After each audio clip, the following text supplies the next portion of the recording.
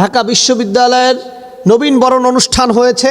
ছাত্রছাত্রীদেরকে কোরআন বই আর রাসূল সাল্লাল্লাহু আলাইহি ওয়াসাল্লামের বিপ্লবী জীবন বই দিয়ে উপহার দিয়ে এমন চিন্তাধারার মস্তিষ্কের বাংলাদেশে আমরা খুঁজছিলাম, যেখানে ইসলামওয়ালারা তাদের শ্রেষ্ঠতম বাণী আল্লাহ সুবহানাহু ওয়া তাআলার কোরআনকে হৃদয়ে ধারণ করতে পারবে। ছাত্রছাত্রীদের পরিবর্তন, পরিমার্জন এবং মানসিক চিন্তার বিকাশ ঘটবে। তারা এমন কিছু পাবে যার মাধ্যমে তারা বাংলাদেশকে সোনার বাংলাদেশে পরিণত করবে। আর এমন কার্যক্রম করেছে ঢাকা বিশ্ববিদ্যালয়ের দাওয়া অ্যাসোসিয়েশন। তারা আন্ডার গ্রাজুয়েট প্রায় ১৫০০ ছাত্রছাত্রীকে নবীনবরণ অনুষ্ঠানের জন্য আহ্বান করেছেন এবং সেই অনুষ্ঠানে ছাত্রছাত্রীরা এসেছেন। তাদেরকে দাওয়া অ্যাসোসিয়েশন তারা প্রত্যেককে ১৫০০ ছাত্রছাত্রীকে পবিত্র কোরআন শরীফ এবং রাসূল সাল্লাল্লাহু আলাইহি ওয়াসাল্লামের বিপ্লবী জীবনী দুটি বই উপহার দিয়েছেন। তারা বোঝাতে চেয়েছেন এই দুটি বই থেকে দামি বই আর পৃথিবীতে নেই। কোরআন হচ্ছে আল্লাহ সুবহানাহু ওয়া তাআলার মুখশ্রিত বাণী। এই পৃথিবীর মানব জাতির সঠিক পথ মত পরিদর্শনের জন্য কোরআনের বিকল্প আর কিছু নাই। আল্লাহ তাআলা কোরআন শরীফে বলেছেন, হাযা বায়ানুল লিন্নাসি ওয়া হুদাল লিন্নাস। আরশ আজিমের মালিক বলছেন, আমি কোরআনটা বায়ান করেছি মানুষের জন্য। আল্লাহ কিন্তু এখানে চাইলে অন্য ভাষা ব্যবহার করতে পারেন, মানুষের কথা বলেছেন। আল্লাহ বলছেন কোরআনটাকে বানিয়েছি, বয়ান করেছি মানুষের জন্য।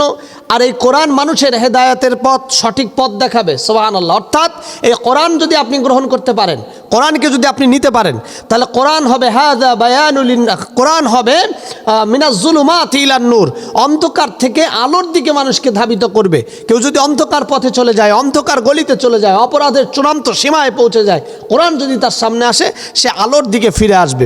আর এই কোরআন এমন একটি কিতাব যে কিতাবের ভিতরে কোনো ভেজাল নাই, কোনো সন্দেহ নাই। পৃথিবীর কেউ এই কোরআনটাকে ভুল ধরতে পারে নাই। আল্লাহ তাআলা চ্যালেঞ্জ করে বলেছেন, যালিকাল কিতাবু লা রাইবা ফিহি হুদাল লিল মুত্তাকিন। আরশ আজিমের মালিক বলছেন, আমি এমন একটি কিতাব তোমাদেরকে দিলাম যার মধ্যে কোনো ভুল নাই, ভুলের অবকাশ পর্যন্ত নাই। আর এটা হলো মুত্তাকিনদের জন্য সঠিক পথ প্রদর্শক। অর্থাৎ এটা যারা সঠিকভাবে মানবে, হৃদয় থেকে মানবে, তাদেরকে এটা একটা পথ প্রদর্শন করবে। আর সে পথটা হলো পরবর্তী জীবনে শান্তির পথ, কল্যাণের পথ। এ জীবনও শান্তির পথ, কল্যাণের পথ। আজকে কোরআন যদি থাকতো, আমি মাঝে মধ্যেই বলি, আজকে পুলিশরা, র্যাব দিয়া, আর্মি দিয়া, বিডিআর দিয়া একটা জাতি, একটা ব্যক্তিকে কখনো পরিবর্তন করা সম্ভব নয়।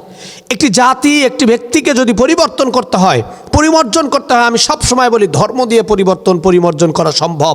একটা জাতি, একটি রাষ্ট্র, একটি পৃথিবীকে যদি আপনি পরিমার্জন করেন, তাহলে ধর্মই পারে তাকে পরিমার্জন করতে।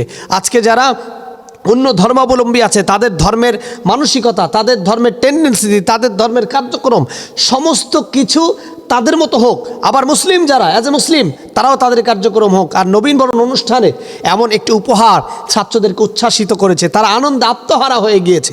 এবং আমি চাই এটা শুধু ঢাকা বিশ্ববিদ্যালয় না, সারা বাংলাদেশের যতগুলো বিশ্ববিদ্যালয় আছে, স্কুল আছে, কলেজ আছে, প্রতিষ্ঠান আছে, সব জায়গাতে ইসলামের সন্তান যারা, মুসলমানের সন্তান যারা, তারা এমন করেই নিজেদেরকে উপস্থাপন করুক যার মাধ্যমে একটি সোনার বাংলাদেশ তৈরি হোক, যার মাধ্যমে আমরা মানসিক আত্মিক তৃপ্তির জায়গায় একটা শ্রেষ্ঠ মানুষ হিসাবে নিজেকে উপস্থাপন করতে পারি। আল্লাহ সুবহানাহু ওয়া তাআলা আমাদের মস্তিষ্ক, আমাদের ব্রেনকে আল্লাহর কোরআনের দিকে ধাবিত হয়ে একটি সোনার সমাজ গড়ার তৌফিক দান করুক। আমিন।